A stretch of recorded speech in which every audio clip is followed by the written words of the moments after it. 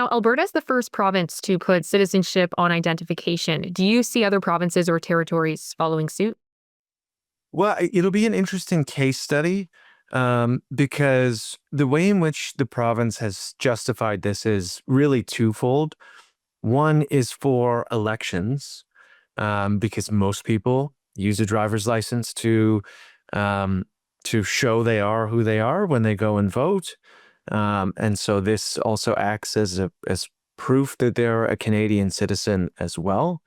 Um, but the other one is kind of the citizen or resident benefit of having a single card that shows both or shows essentially three things. You are who you say you are, where you live, and that you're a citizen entitled to whatever the benefits whatever the benefits available to citizens are that maybe aren't available to permanent residents or non-citizens. And so, will other provinces follow suit? I think it will largely depend on how this is rolled out and what the costs associated are.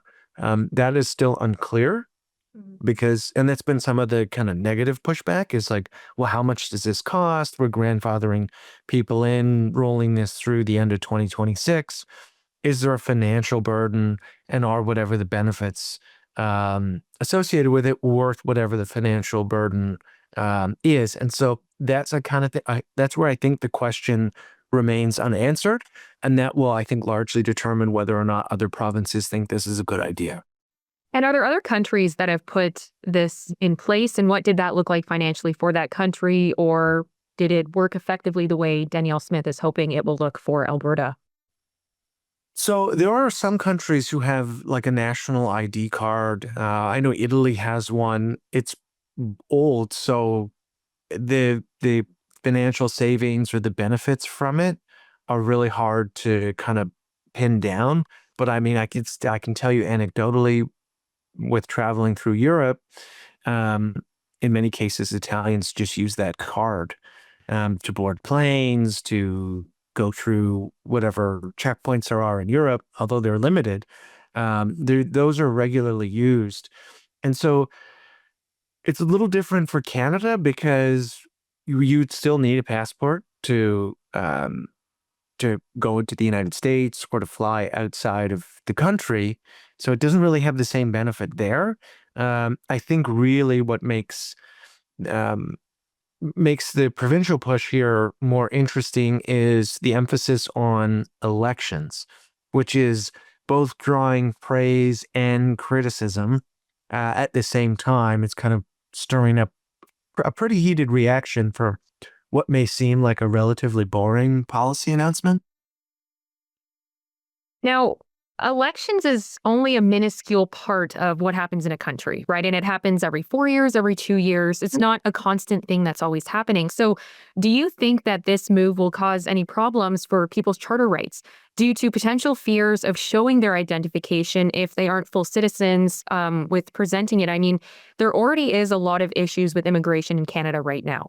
And there's a lot of racism that's going around where people are saying they don't belong in Canada. You don't belong here. Do you think that with Alberta implementing this, this will create more of that issue?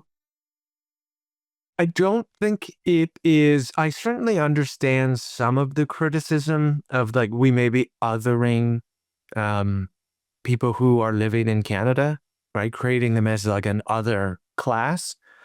Now, I'm not certain that this actually falls into that bucket because it's an affirmative declaration of citizenship on ID.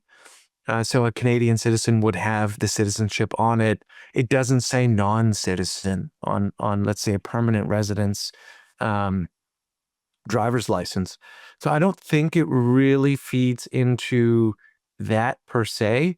Now, what I will say in terms of the criticism is the premier has said that elections is one of the primary reasons for this. Mhm. I really don't think that there's overwhelming evidence to suggest that there is major electoral fraud going on.